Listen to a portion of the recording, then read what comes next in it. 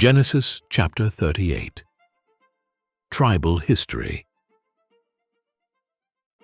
And it came to pass at that time that Judah went down from his brethren and turned in to a certain Adullamite, whose name was Hirah.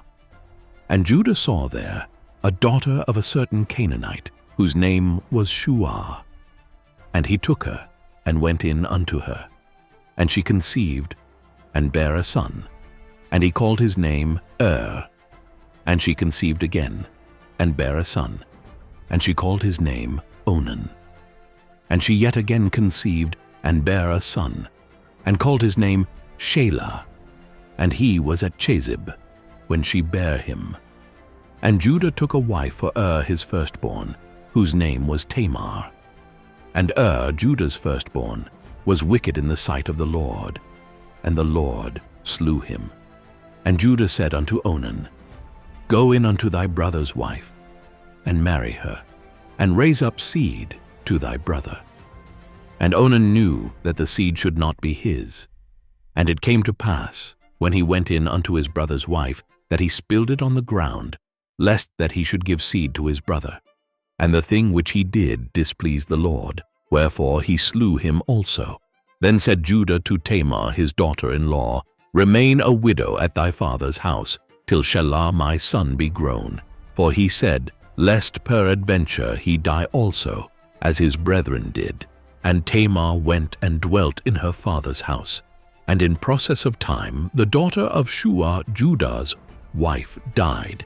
And Judah was comforted, and went up unto his sheepshearers to Timnath, he and his friend Hirah the Adullamite. And it was told Tamar, saying, Behold, thy father-in-law goeth up to Timnath to shear his sheep.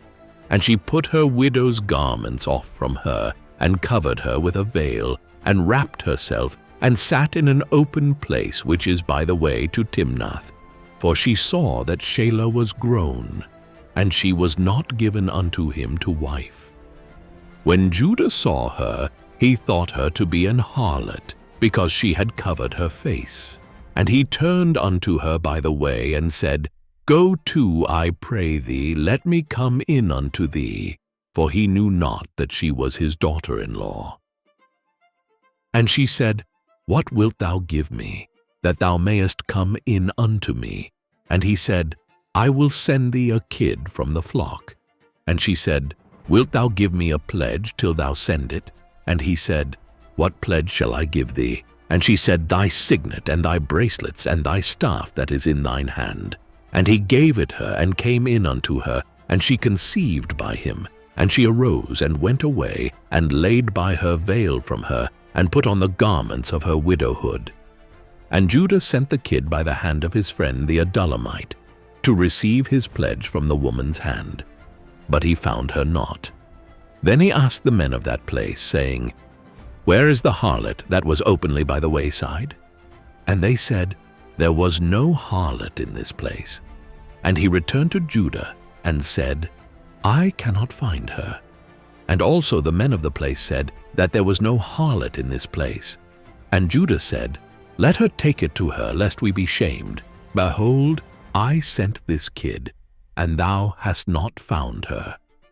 And it came to pass about 3 months after, that it was told Judah, saying, Tamar thy daughter-in-law hath played the harlot, and also, behold, she is with child by whoredom. And Judah said, Bring her forth, and let her be burnt.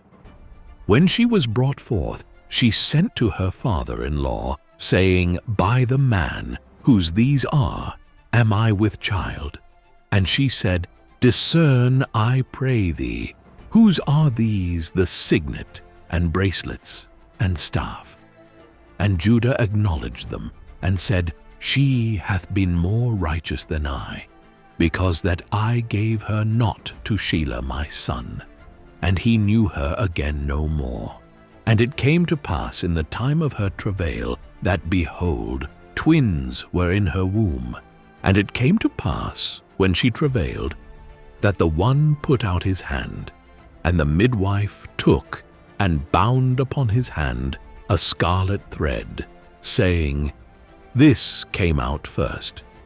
And it came to pass, as he drew back his hand, that, behold, his brother came out.